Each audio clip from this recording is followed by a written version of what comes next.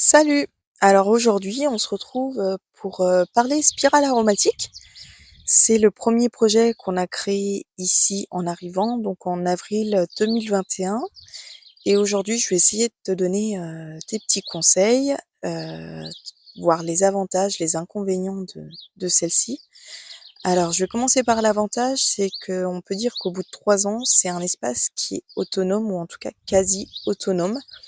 Il n'y a plus d'arrosage, en tout cas moi je n'arrose plus. Voilà, ça se ressème, seul. Les plantes poussent, plutôt bien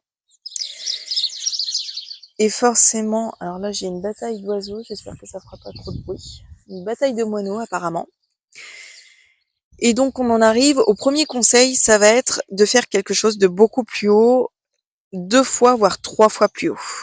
Moi quand je suis arrivée, j'avais que ces pierres-là, donc je vous montre. Nous ici, nos maisons sont construites avec les pierres récupérées sur le terrain.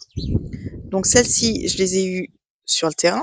J'avais que ça à disposition quand j'ai créé ma spirale. Mais si je devais la refaire aujourd'hui, je ferais quelque chose 2 fois, voire 3 fois plus haut.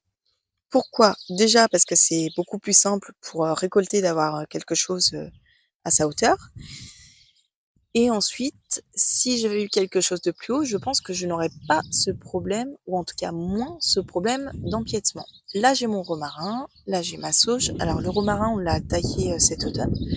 Mais je pense que si j'avais eu quelque chose de plus haut, j'aurais eu plus d'espace du coup entre les espèces et j'aurais eu moins ce problème de plantes qui se montent les unes entre les autres. Donc voilà.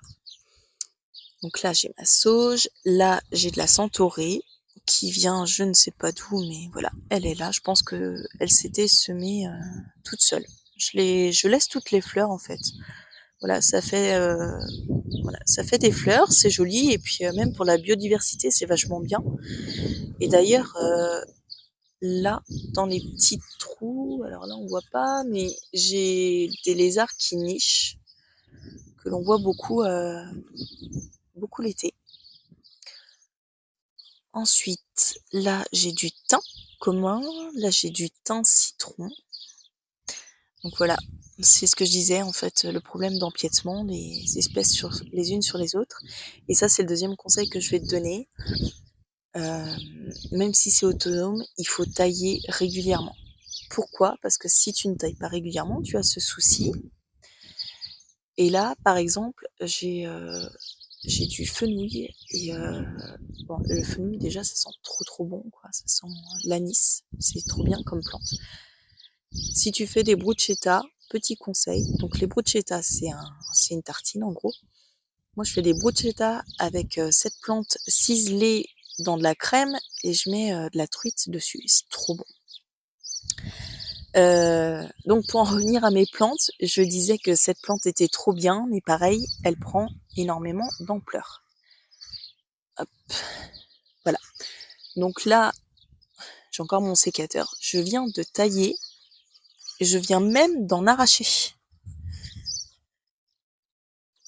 Et je crois que d'ailleurs c'est la première fois que j'en arrache au bout de 3 ans. Ça fait des racines énormes. Donc je vais essayer de les replanter un petit peu plus loin, un espace où j'ai rien en fait dans un talus. On verra si ça reprend ou pas. Ça sera la surprise. Je me dis peut-être que ça va faire comme la rhubarbe. Et donc, la copine qui est à côté, c'est l'estragon. L'estragon, j'ai le même souci. L'estragon, bah, ça pousse partout. Donc j'en ai souvent là dans les trous là, j'en ai souvent qui ressort. J'en ai j'en ai partout, ça pousse partout. L'estragon apparemment c'est pour la béarnaise. Hein. J'ai jamais fait de béarnaise, mais voilà. Et donc là j'en ai par exemple dans la sauge que je vais devoir enlever, dans le romarin que je vais devoir enlever parce que sinon bah pareil ça va empiéter.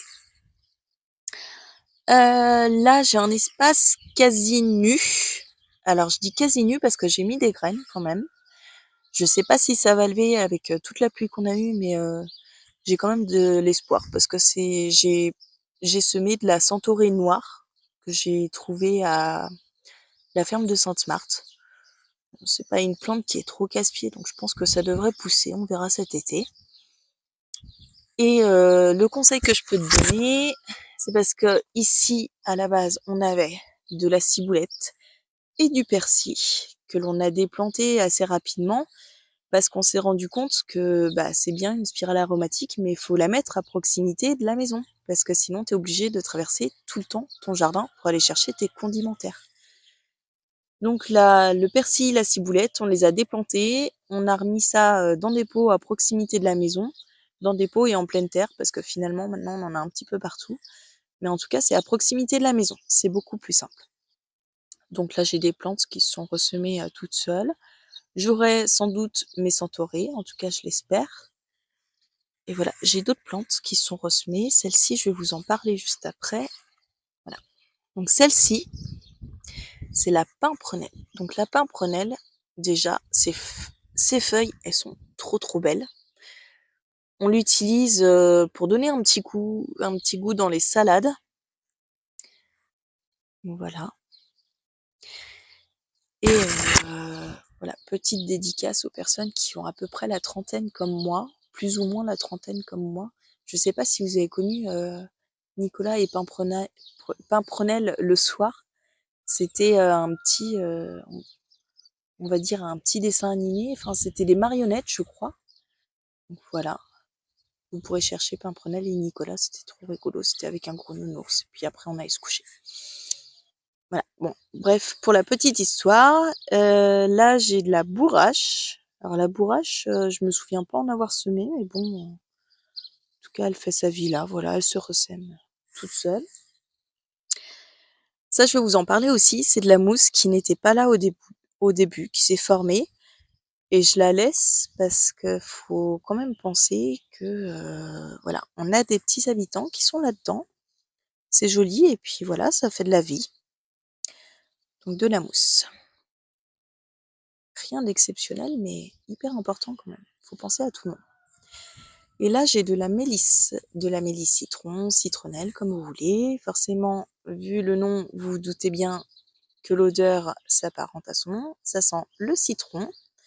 Là, elle est un petit peu noircie. Je pense que c'est à cause du gel qu'on a eu les derniers jours. Là, il y a quelques jours, on a eu un petit peu de gel.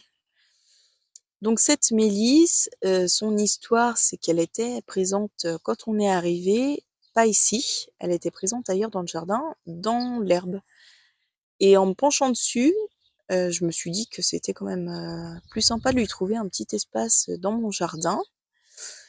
Donc voilà, maintenant, finalement, la mélisse, on en a un petit peu aux 4 coins du jardin, on en a pas mal parce qu'en fait, ça fait, va falloir que je la taille d'ailleurs, parce que ça, c'est une plante qui devient vraiment, mais vraiment énorme. J'essaierai de vous montrer ça plus tard dans une prochaine vidéo, parce qu'on ne pourra pas passer à travers. De toute façon, comme je vous dis, il y en a partout. La mélisse, on l'utilise souvent pour faire des tisanes. Et moi, là, dernièrement, j'ai essayé, j'ai fait du vin de mélisse à froid. C'est super bon, mais je vais essayer de la faire aussi à chaud, parce que j'ai trouvé 2 recettes. Je vais essayer de la faire à chaud et je vous donnerai mon avis et peut-être la recette si j'arrive à choisir laquelle est la meilleure. Voilà. Et là, j'ai une autre plante. Alors, je sais pas ce qu'elle fait là. Vu le feuillage, je suppose que c'est de la nigelle parce que j'ai de la nigelle dans mon jardin. J'adore ça.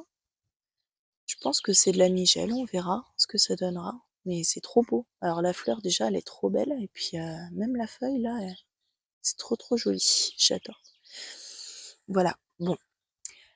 Pour en revenir à nos moutons, voilà, j'espère que cette vidéo t'a plu, que tu as bien écouté les conseils. Donc je résume quelque chose de plus haut, quelque chose que tu vas entretenir et quelque chose à proximité de ta maison. Voilà, j'espère que cette vidéo t'a plu. Et si tu as des questions ou des suggestions ou besoin d'un nom, n'hésite pas à me laisser un petit commentaire. Et pour me soutenir, n'hésite pas à laisser un petit pouce bleu. Voilà, je te dis à très bientôt.